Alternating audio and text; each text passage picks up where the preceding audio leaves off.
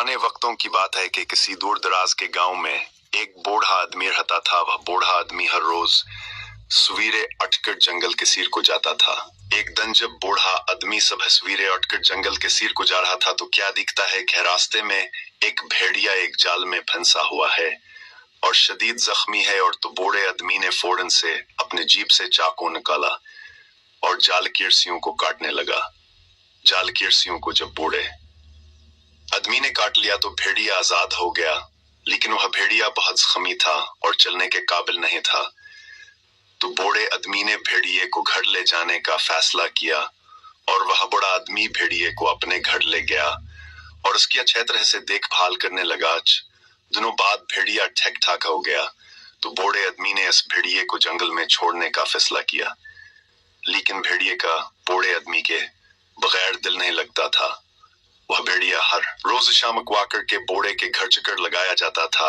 उस तरह से काफी अरसा गुजर गया। एक दिन बूढ़ा आदमी आधी रात को अपने घर में सोया हुआ था।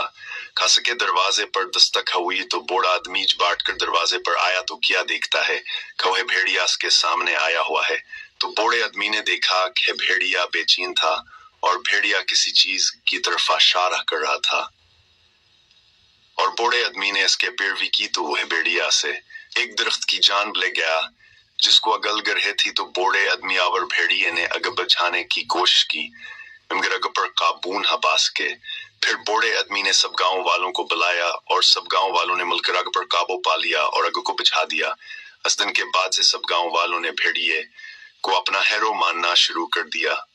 इस तरह ही भेड़िया एक हीरो बन गया। और यानी कि अगर हम किसी के साथ अच्छाई करें तो उसका बदल हमें अच्छाई के साथ ही मिलता है। यह चीज लाजम है कि अगर हम किसी पर अच्छाई करेंगे तो हमें भयास का बदला अच्छा से हम ले। इंसान को चाहिए कि इस जहान में मौजूद हर किस्म के जानदारों के साथ हर हमदली से पेश आए। किसी चीज पर भी जुल्म नहीं करना चाहिए और इंसान और किसी जानवर में भाई एक गहरी दोस्ती हो सकती है।